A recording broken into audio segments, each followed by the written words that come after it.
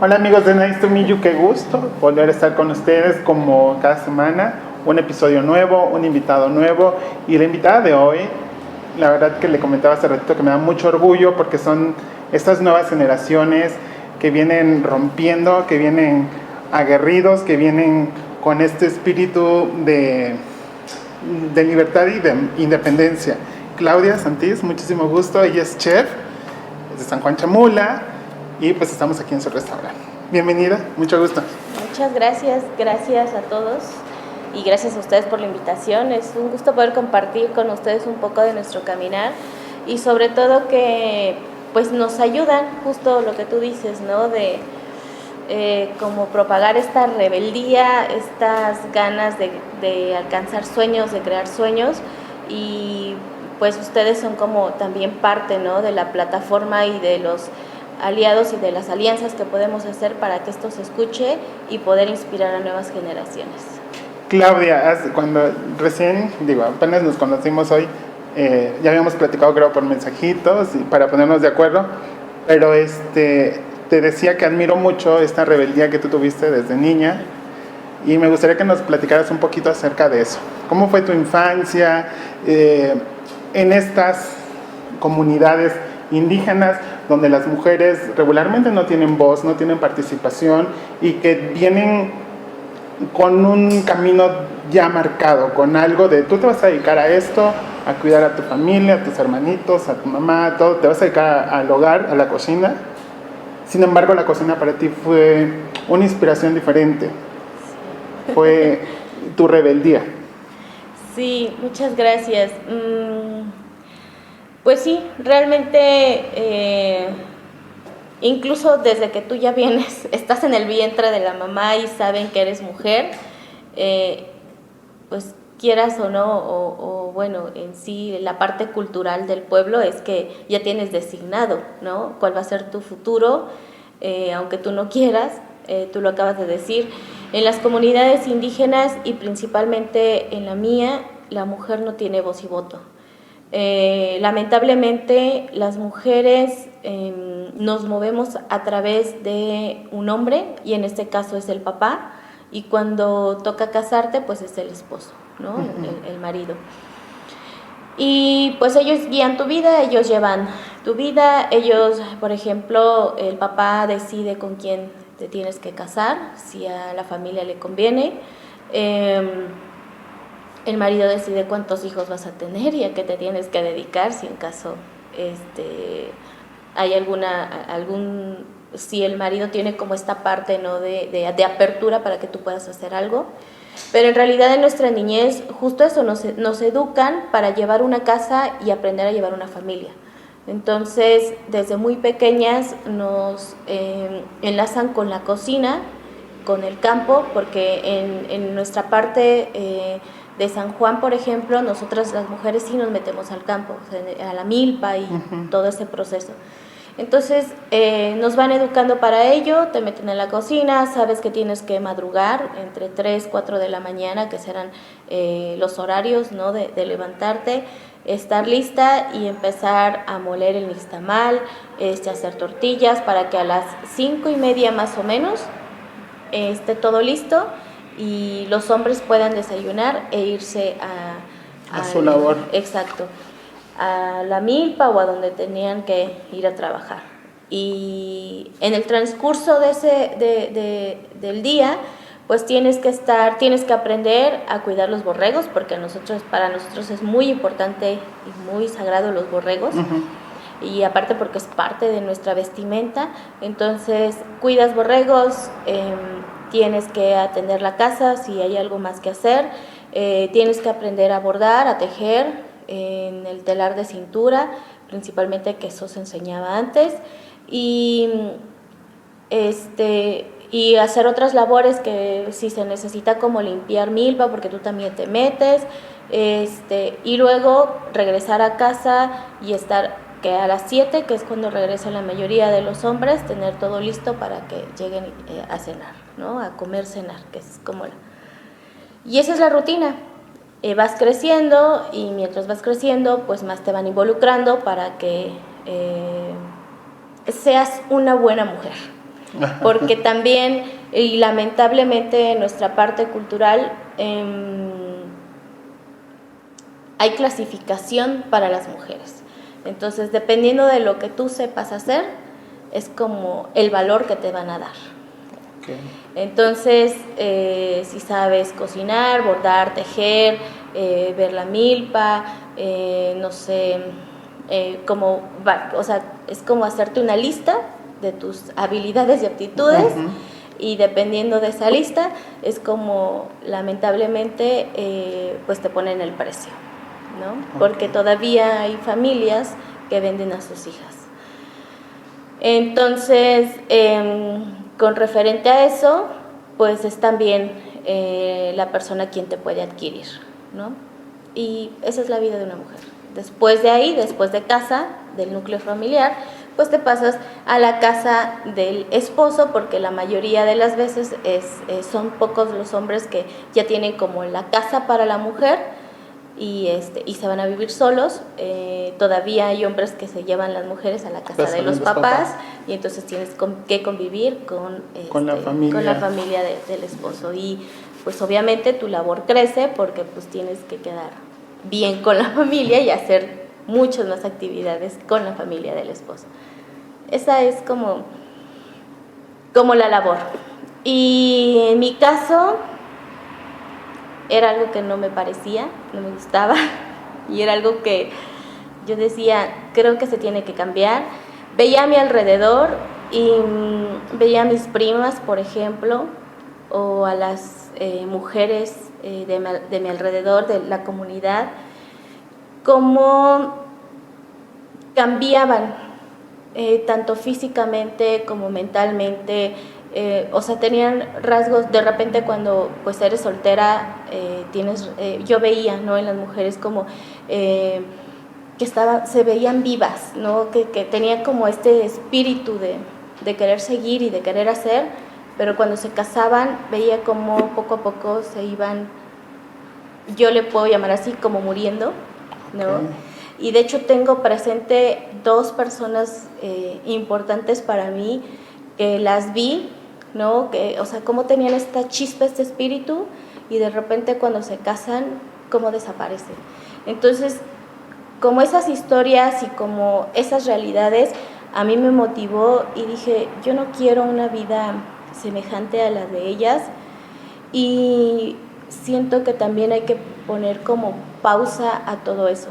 O sea, creo y pienso que como mujeres tenemos derecho a hacer cosas que a nosotras realmente nos llame, nos guste, nos mueva, y que sí, o sea, está bien poder hacer esta relación en pareja, pero que también la pareja esté consciente de que yo tengo habilidades, capacidades, y sobre todo que tengo sueños. Así como el hombre puede realizar sus sueños, yo también como mujer lo puedo hacer. Entonces todo eso me empezó a mover. Yo tuve la oportunidad de estudiar desde la primaria en San Cristóbal, y entonces eso también me abrió como el panorama y me llevó a otra realidad. Mi vida era pueblo-ciudad, entonces estudiábamos entre semana y fines de semana nos íbamos a la comunidad, principalmente a la casa de los papás de mis abuelos paternos, y pues veía todo este proceso. Yo era muy introvertida, entonces yo no tenía amigos, no compartía, era muy pocas las personas con las que me relacionaba. Crecí así, y recuerdo que en la secundaria empecé a hacer cosas diferentes. De hecho, me llamó mucho la atención el fútbol, y me decía mi mamá, ese deporte es para hombres, ¿no? Claro. Y yo le decía, no me importa. Y yo me sentía dentro del fútbol como pez en el agua. Era también como mi espacio de disfrute, de inspiración, de muchas cosas. La verdad es que el fútbol para mí fue así como el gancho para fortalecerme y para empezar, como yo no lo sabía, pero en ese momento ya estaba estructurando mi pensar y mi sentir para mi rebeldía en la juventud. Okay. Llego a la preparatoria, yo seguía siendo introvertida, y algo pasa conmigo que porque yo llevaba la cocina de la casa a los 8 años. Entonces yo decía, tenía que cocinar, por compromiso, porque sabía que tenía que dejar listo cosas. En la casa yo me dedicaba en las mañanas a dejar lista la casa y al mismo tiempo yo veía un abarrotes y en la tarde me iba a la escuela. En la noche hacía tareas y al siguiente día seguía con la misma rutina, ¿no? Entonces sabía que tenía que dejar la comida hecha porque si no en la noche me iba mal, ¿no? Claro.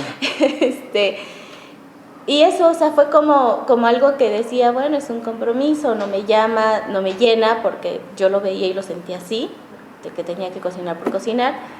Y en la preparatoria es cuando hago el clic con la cocina y es ahí donde empieza toda esta gran rebeldía y empiezo a sacar todo lo que traía guardado y que como que ya había estructurado, y entonces empiezo a ir contracorriente, incluso conmigo misma y con mi familia principalmente.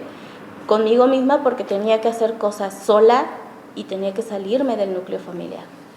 Y con mi familia, pues por creencias, por cultura, por muchas cosas, obviamente ellos estaban en contra de ello. Mis papás me decían que por ser mujer yo no me podía salir de la casa. Y de hecho nosotros somos 4 hermanos. Sí. Mis 2 hermanos mayores intentaron salirse de la casa para la universidad porque se nos dio permiso para estudiar y no lo lograron. Entonces, cuando me tocaba el turno de elegir universidad, yo decía, para empezar, no me quería quedar en San Cristóbal porque creía que no había como una escuela de calidad o algo que a mí me llenara. Y en segundo lugar, pues no quería dedicarme a lo que mis papás querían, que era el magisterio. Mi mamá siempre me decía, es algo seguro, o sea, tienes todo pagado, vacaciones, todo. Entonces, y el día que te cases y si no funciona como el matrimonio y se tienen que separar, pues tienes cómo mantener a los hijos, ¿no? Y era algo que yo decía, no me llama. Y entonces el pelear el ir contracorriente fue muy fuerte para todos, principalmente para mí, pero al final de todo siempre he dicho que esa rebeldía, esas ganas, esa motivación, esas historias que de repente me movían por la cabeza y el corazón, ayudaron mucho y valieron la pena, pues porque ahora estoy sentada aquí compartiendo mi historia. Y gracias a que el trabajo ha hablado y esta rebeldía ha alcanzado, pues no solamente ha llegado a nivel nacional, sino también a nivel internacional. Claudia, ¿cómo ahorita que nos compartías esta parte de cuando te fijas en la meta de tus sueños, o sea, o tienes claro más o menos lo que quieres lograr en la vida, no sé qué tanto era en tu caso que vieras viviendo de la cocina, ¿cómo eran estos encuentros o desencuentros con la familia? Por una parte, de la autoridad del papá, que cuando el papá dice es esto y tiene que ser esto, y también un poco el impulso de tu mamá, porque también esta gestación de la rebeldía, pues la mamaste por parte de tu mamá, porque me comentabas por ahí que hay una anécdota también, sí, que ella empezó a romper con los estereotipos de esta cultura indígena muy marcada en las mujeres. Sí, es como complicado porque vas contracorriente, pero al mismo tiempo hay motivaciones, ¿no? Hay como estos... te digo, hasta incluso conmigo misma me sorprendí muchísimo el saber que podía llegar a esta rebeldía tan intensa, tan fuerte, porque sí tenía el sentido de querer cambiar cosas, y yo decía, es que en la parte cultural del estado, de la comunidad, hay muchas cosas que son muy bonitas y que se deben aprovechar y se deben seguir gestionando, se deben seguir viviendo, pero hay otras como en la parte de la mujer que se tienen que quitar de un tajo, ¿no? Sí, claro. Así. Entonces, como que esta parte de mi ser, en el sentido de ser diferente, algo pasa porque es como una transformación, y es una transformación en el que a veces me he preguntado cómo sucedió, cómo pasó, en qué momento. Ajá. O sea, no logro como concretar todavía esas preguntas, pero independientemente de cómo haya pasado y cómo se haya dado, la verdad es que lo agradezco mucho. Y sí, la autoridad de los papás, ¿no? Principalmente mi papá, yo recuerdo que decía, bueno, más bien, él siempre me estuvo retando, porque cuando me fui a la universidad me decía, y en un mes estás de regreso, ¿no? Yo sé que en un mes estás de regreso porque no vas a aguantar. Y luego por tu forma de ser y por muchas cuestiones, entonces yo decía, ok. Y a la vez mi mamá también me decía, pues es que hija, o sea, justo tenía esa chispa ella de rebeldía y como que querer hacer algo diferente, pero lo veía en su hija y era como malo. Como era que le daba miedo, ¿no? Posiblemente, ¿no? Era como el miedo, pero era para ella era como de no, hija, porque hay muchas cosas que pueden pasar contigo, y es que eres mujer, y es que eres esto, eres el otro, y entonces, o posiblemente también por protección, porque entiendo también la vida de mi mamá, bueno, ella nos cuenta, y pasó por muchas injusticias, y entonces es como, me imagino, ella quería esta parte de protegerme y decir, sí hazlo, pero déjanos acompañarte, ¿no?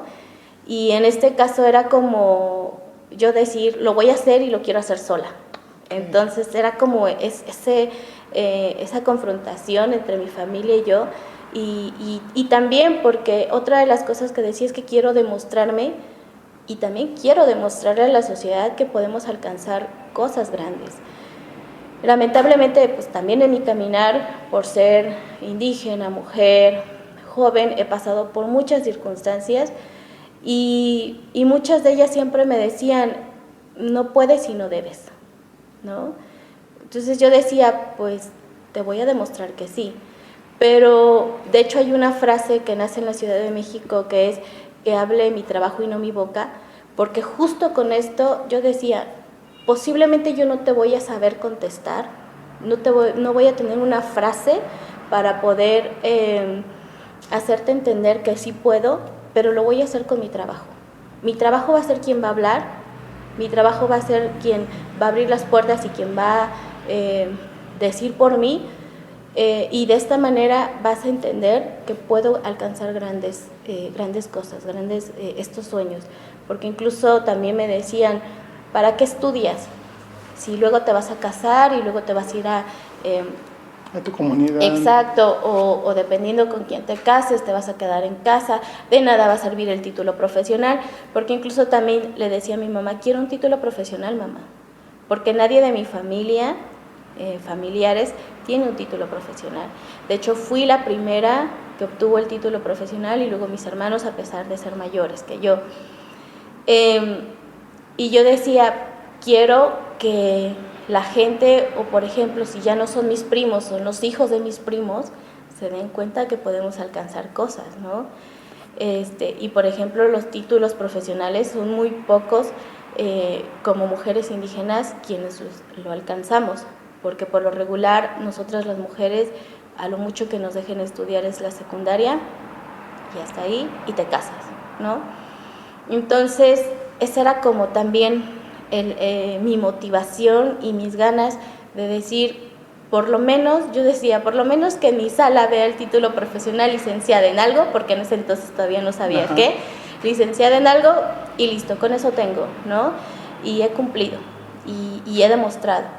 Pero tampoco sabía, en estas creencias de nuestros ancestros que de repente dicen que nos movemos por medio de un linaje, y que en ese linaje hay sueños, hay como también cosas que motivan a nuestro linaje, y que ellos no lo pudieron cumplir, y entonces buscan a alguien para que los cumpla. Que los represente. Exacto, y entonces me da miedo que si tenga que ser yo, o si soy yo quien los está representando, porque es como, también es un compromiso, o sea, el que tú seas rebelde y el que estés haciendo cosas diferentes y el que la gente o la sociedad lo esté escuchando está padre, pero también es un compromiso. Sí. Porque justo ayer tuvimos el salón movido y un niño de 13 años pidió conocerme. El niño se puso a llorar, su emoción era tan grande al decirme, estoy muy orgulloso de pertenecer a este estado y estoy muy orgulloso de que tú nos puedas representar. Me dice, yo no te conocía, te conocí justo por este reality show. Uh-huh. Y me dice, y estoy muy conmovido y estoy muy motivado y sobre todo me da mucho gusto el saber que sí nos recibes. Me dice, porque creí que eras como estas personas famosas que ya no voltean a ver, Claro. ¿no? Y luego me decía, me motivas porque yo con 13 años sé que puedo alcanzar cosas, ¿no? Entonces, eso es también un compromiso. Es un compromiso que también lo agradezco, pero también me da miedo. Sí, claro, es como esta parte de justo lo que tú dices, igual y tú estabas tratando de cambiar en tu círculo cercano, que lograste que también tus hermanos terminaran la universidad y esto, pero cuando estas historias van creciendo, cuando estos sueños se van logrando y se van haciendo más grandes, pues también le va salpicando ese entusiasmo a otras personas, a otras generaciones, de decir, tal vez este chico con sus privilegios o yo qué sé, pueda lograrlo o lo tenga más fácil a una persona que viene de una comunidad indígena, sí, donde sabemos que la educación es truncada para que se dediquen al hogar o a sus actividades en la comunidad. Cómo el empuje y ir rompiendo con eso es lo que impulsa y lograr, por ejemplo, que fuiste la primera mujer indígena presentando su tesis con el recetario, que creo que ese también fue como el primer descubrimiento ante todo lo que te esperaba. Sí, eso también fue para mí muy sorprendente porque, pues obviamente tenías que cumplir con una tesis profesional, ¿no? Entonces yo realmente no sabía qué tema abordar para la tesis. Y de repente, hablando con mi asesora, me dice, oye, justo hoy Gobernación dio a presentar los comales. Dije, ay, pero si esos comales están en la casa de mis tías. Y me dice, ¿los usan? Le digo, no. Me dice, ¿por qué no los usan? Le digo, bueno, yo le pregunté a una tía y una prima y me dijeron que pues no ayudaba de mucho porque o solo torteaban o cocinaban, pero no podían hacer las dos labores al mismo tiempo, como en el fogón abierto. Y entonces a partir de ahí empezó como esta inquietud y me dice, oye, pues tú podrías aplicar algo para que ellas puedan usarlo y hacerles entender que pueden, no sé, hay alguna estrategia o algo para que vean que también es beneficioso, porque no solamente es beneficioso en el sentido de ahorrar leña, sino en la salud, me dice. Y entonces, o sea, como muchas cosas que traía el fogón ahorrador, digo, ok, lo empezamos a trabajar, empecé a investigar y todo. Y a mí me sorprendió mucho porque en una de las reuniones que tenían los asesores de tesis, sale mi asesora y me dice, oye, ¿sabes qué? Tu tesis está llamando la atención a muchos de los maestros. Le digo, ¿por qué? O sea, yo solo estaba armando un recetario, según yo, un recetario de 20 recetas y ya. O sea, yo sentía que no tenía como ese plus, ¿no? O como algo revelante, no sé, yo de manera personal. Dije, ok, gracias, ¿no? Sí, de hecho hay 3 tesis muy importantes y entre ellas estás tú. Y yo, gracias. Y resulta que cuando damos el otro plus de traducirlo al tzotzil, entonces le digo a mi asesora, pues si quiero llegar a las comunidades, pues sí tengo que hacerlo en tzotzil. Claro. Posiblemente las señoras no sepan leer, pero los hijos sí. Entonces los hijos pueden ayudar a hacer esto. Me dice, sí, no sé qué. Y de repente cuando esta tesis empieza a ser conocida en la escuela y cuando me entero que alguien más, como en este caso el chef Enrique Olvera, se interesa por la tesis, yo dije, ay, ¿qué está pasando? ¿No? Y Cuando me encuentro con el chef, Enrique Olvera, y me dice, te quiero en mi equipo de trabajo, yo me quedé en shock, pasmada, no sabía qué decir, porque mi ser no entendía que alguien como una personalidad como él pudiese llevarme a su espacio. Además, ni siquiera conocía mi trabajo, solo había escuchado la tesis, había medio leído la tesis y era todo. Entonces, me abre las puertas para poder ir a Pujol, pero al mismo tiempo la escuela, junto con la SEP, me ayuda a publicitar. Entonces eso, ¿no? O sea, ¿qué está pasando? Y justo, por eso lo vuelvo a repetir, es como de, yo no sabía, o posible, porque por ahí dicen que lo que anhelas, o si lo sueñas, lo pides, llega.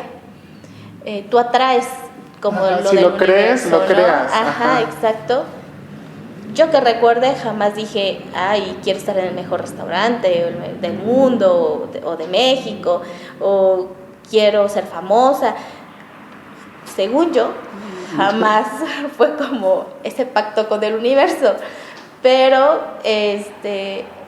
siento que se fue dando solito, y en lo que se fue dando, pues la verdad es que cada vez que voy subiendo un escalón más lo agradezco, y que justo la rebeldía me haya llevado hasta esto, y esto para mí es como justo la satisfacción, pero al mismo tiempo el poder inspirar a nuevas generaciones, y no solo a nuevas generaciones, porque me ha tocado ir a dar charlas en diferentes espacios, incluso hasta personas adultas mayores, me dice, entonces estoy a tiempo. Sí, o sea, estás a tiempo. Creo que no hay como una edad en la que te digan, hasta aquí puedes alcanzar tus sueños.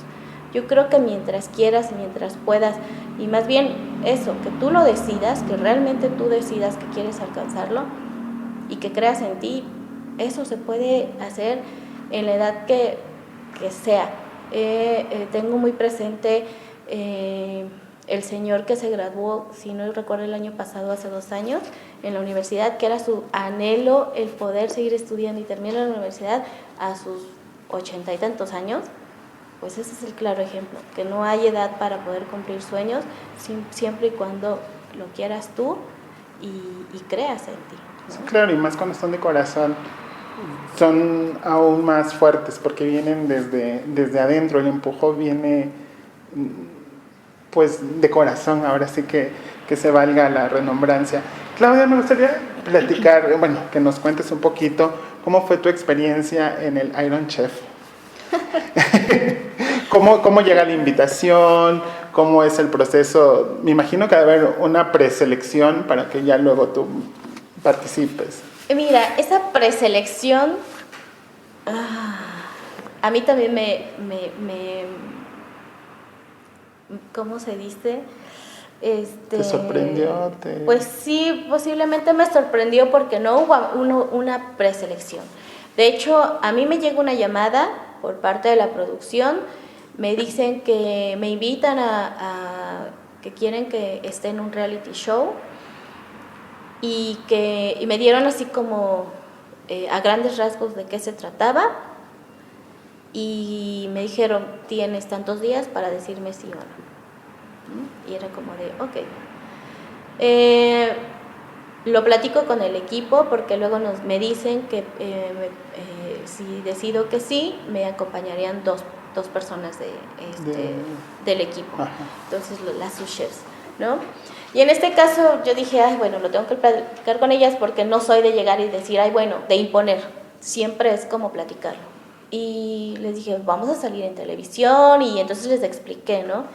Todas mis niñas vienen de pueblos indígenas, y entonces jamás han tenido como el contacto de una cámara, o una televisora, o cosas de este tipo. Y me dicen, sí, chef, vamos. Y yo, ok. Entonces, cuando digo que sí, ya me hablan, ¿no? De la plataforma, y, o sea, como muchas cosas más específicas del programa, y todo eso. Y en esa reunión recuerdo que me dicen que ellos hicieron una lista de los chefs más importantes de México, y que dentro de esa lista pues estábamos nosotras, que de hecho eran 8 cocineros los que estaban buscando. Dentro de estos 8 cocineros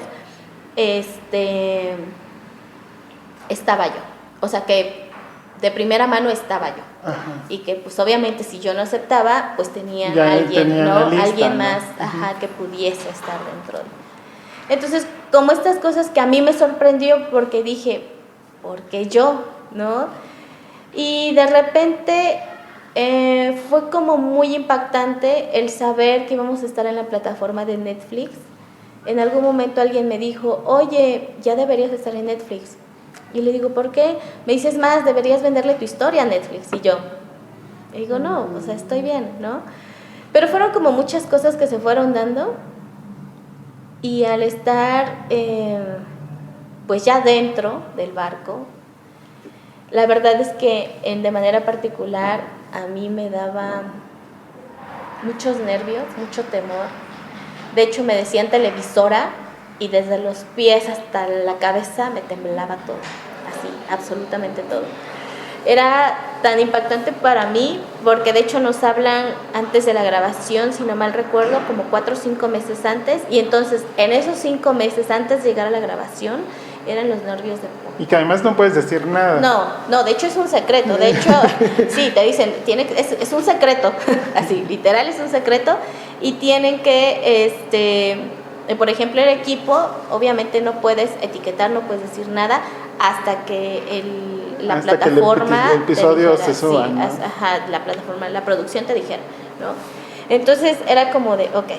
Y recuerdo que nos ausentamos el día de los días de grabación, y con las 2 chicas que íbamos, era su primer viaje fuera del estado y era la primera vez que viajaban en avión. Entonces, aparte del nerviosismo de saber que te ibas a presentar, que te iban a grabar y que ibas a concursar, pues el nerviosismo de poder... De toda la otra experiencia. Sí, exacto, de ir y venir, bueno. La cosa es que ya estando en la producción, en la grabación, la verdad es que para nosotras fue muy difícil porque hay mucha presión, mucha presión. O sea, yo estoy, entre comillas, acostumbrada ya a las cámaras de que aquí tengo una, tengo otra y no sé, ¿no? Pero es un concurso. Y realmente es un concurso, porque mucha gente nos dice, no, es que de seguro todo fue grabado y... O sea, sí es grabado, pero es una competencia. Pero es una competencia. O sea, posiblemente las salidas, posiblemente, no sé, las entrevistas, te confundías y otra vez, ¿no? Pero el concurso tal cual desde la hora era real. Ahí sí era como de, tenías que dar todo por el todo. Y la verdad es que para nosotras también fue mucha presión porque el saber que la chef Gaby Ruiz, siendo una chef reconocida a nivel nacional, internacional, y que 1 año antes, 2 años antes había sido reconocida como la mejor chef de México, pues bueno, era como el peso, claro. Y luego llegamos a la producción y nos veíamos curiosas porque nosotras somos muy chiquitas. Y el equipo de Gaby, la chef es súper alta, y entonces todas altas y blanquitas, y nosotros eran así como chiquitas y morenitas. Entonces era muy curioso eso. Y luego también la producción esperaba como pues el show, ¿no? O sea, algo bueno. Ajá, exacto. Pero realmente cuando empezamos a cocinar, yo les decía a las niñas, pues es lo que sabemos hacer, y como lo sabemos hacer, no vamos a inventar, no vamos a actuar, no vamos a hacer cosas que realmente no sepamos hacer, sino más bien como llevamos nuestra cocina de siempre, es una cocina tradicional, es una cocina muy sencilla, lo vamos a presentar, ¿no? Y entonces también eso, de hacerles entender, bueno, menos a mi equipo, de que estás con ellas, fortalecerlas y hacerles entender de que sí es un concurso, pero si no ganamos o si no pasa mayores, o sea, no pasa nada. Ya con el estar ahí, pues ya lo hicimos, ¿no?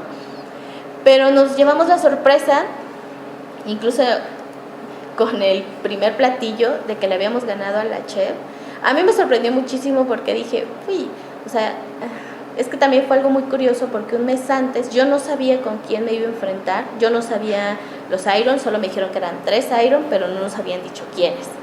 Entonces, un mes antes yo fui a comer a Carmela y Sal, al restaurante de la chef, y yo dije, o sea, su propuesta es muy bonita y es muy rica.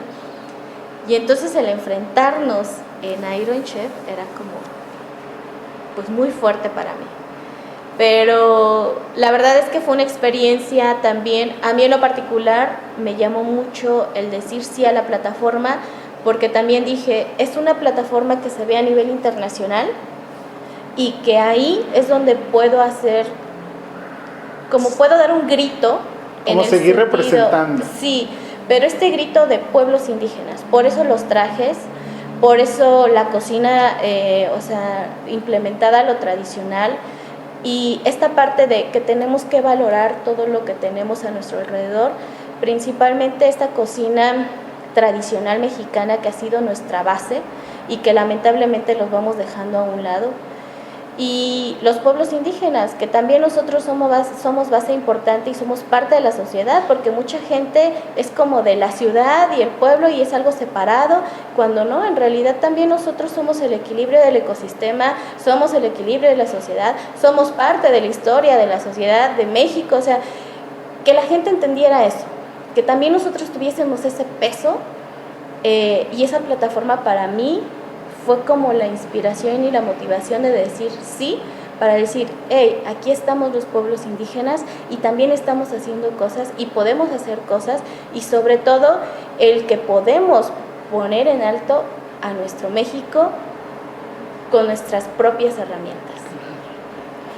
Y eso es algo también muy importante de lo que podemos encontrar en cada una de tus creaciones, en tus platillos, que está basada en esta cocina sustentable, y que justo leía que tú estás preocupada y también trabajando en no solo rescatar los platillos originarios y la cocina mexicana, sino también rescatar estos condimentos, todos estos elementos al momento de crear un platillo, porque al momento de perder, por ejemplo, no sé, un condimento, también estamos perdiendo la cultura, porque se está perdiendo un platillo. ¿Nos podrías contar un poquito de eso? Sí, creo que también eso cuando creé el proyecto era uno de mis objetivos más importantes. El saber que en ese entonces la gastronomía tradicional se estaba perdiendo mucho y a la vez había gente que le quería dar mucho auge. Pero esta parte, lamentablemente aquí en Chiapas, y yo lo he visto y lo he visto también incluso con mis paisanos, que es muy fácil que se puedan adentrar a otro tipo de gastronomía y perder así en un abrir y cerrar de ojos lo nuestro.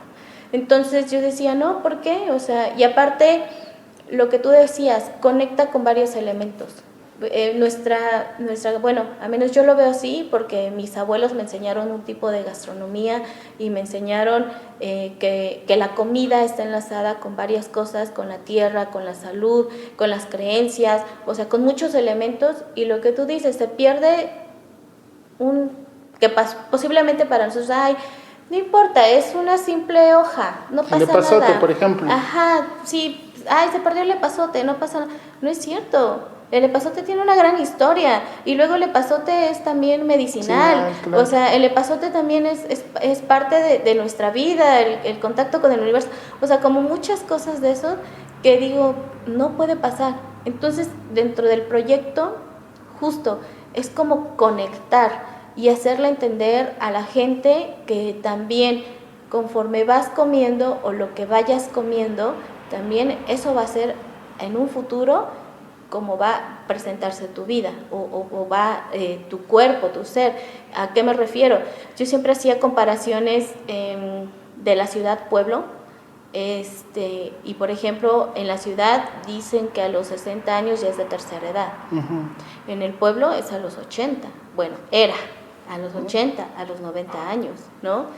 Entonces veías la diferencia, a los 60 aquí y sin ofender a nadie, pero veías ya a los señores con bastón, ya con la vista apagada o incluso con el oído ya malo. Y en el pueblo, mi abuelo, por ejemplo, cargaba leña, te araba la tierra, o sea, hacía como todo, todavía el trabajo rudo que hacía de joven, y decías, o sea, ¿qué está pasando? Pero es muy cierto, mi abuela también decía, si no te alimentas bien, tu cuerpo lo va a padecer. Y entonces era la comparación, y justo ahora, y lo que pasó con la pandemia, era el punto importante que teníamos que tomar y compartimos, de que tienes que darte cuenta qué estás consumiendo, claro, qué te estás llevando a la boca, ¿no? Lamentablemente ahorita incluso hasta niños de 13, 14 años ya tienen diabetes, ya cuentan con enfermedades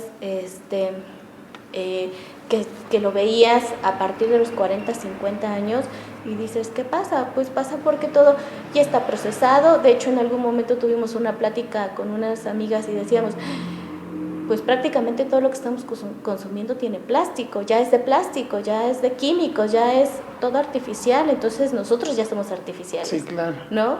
Y por eso buscamos como esta manera, por eso tenemos aliados, tenemos a los huerteros, tenemos a nuestros proveedores conscientes, y seguimos buscando y seguimos fomentando esta conciencia, y aparte porque no solamente lo padecemos nosotros, por ejemplo yo en el sentido de mi cuerpo, de mi salud, sino también la madre naturaleza, y ya nos lo ha dicho de diferentes maneras. Hoy amanecimos a 1 grado. Sí. O sea, el frío horrible, y les apuesto que si ahorita salimos al sol, es un sol que quema. Que quema, ¿no? claro. Entonces, eso, la madre naturaleza también se está dañando, nuestro planeta. Y vuelvo, o sea, es por eso me gusta, que la comida puede ser el centro, pero este centro conecta con varios elementos que podemos hacer conciencia, y de esta manera creo que podemos cambiar muchas cosas. Sí, justo muchos restauranteros o chefs que buscan en sus lugares vender experiencias al momento de sentir la comida. Yo siento que contigo tú vendes sensaciones. La sensación, o sea, además de la experiencia, es la sensación de saber que sí, tu alimento pues viene de primera mano de la tierra. O sea, que lo que tú decías también, por ejemplo, las comunidades indígenas, al menos aquí en San Cristóbal o de Tuxtla, pues estamos a 1 hora, a 20 minutos, y aún así estamos desconectados, y gracias a la cocina o a la comida podemos romper ese pequeño límite que tenemos de espacio, ¿no? Uh-huh. Y Clau, ¿algo más que nos quieres compartir? No, simplemente agradecer y eso, que seamos conscientes de lo que estamos haciendo en nuestro diario vivir, porque no solamente se trata del alimento, sino también de las formas en que actuamos ante la sociedad. Y pienso fielmente que podemos hacer un mundo diferente cuando todas las cosas lo hacemos desde el corazón. Siento que si realmente nos conectáramos con nuestro ser e hiciéramos lo que nuestro ser nos pide, la sociedad sería completamente diferente. Lamentablemente hay espacios de trabajos en las que hay personas que están por estar, por obligación, posiblemente muchos por interés, otras por necesidad, pero realmente si hiciéramos si estuviéramos en el lugar donde nuestro corazón o nuestro ser nos lo pidiera, realmente seríamos completamente diferentes en todos los sentidos, y seríamos mucho más conscientes. Y sobre todo es que también decirles que crean en ustedes, en uno mismo. Creo que si no lo hacemos, nadie lo podrá hacer por nosotros, porque te pueden estar diciendo, oye, eres muy bueno en esto, oye, pero es que lo haces bien, pero si no te la crees, de nada sirve. Entonces, créetelo, cree en ti, y que el creer en ti sea lo que te mueva. Hace poco posteaba de qué es lo que te inspira. También busques inspiración.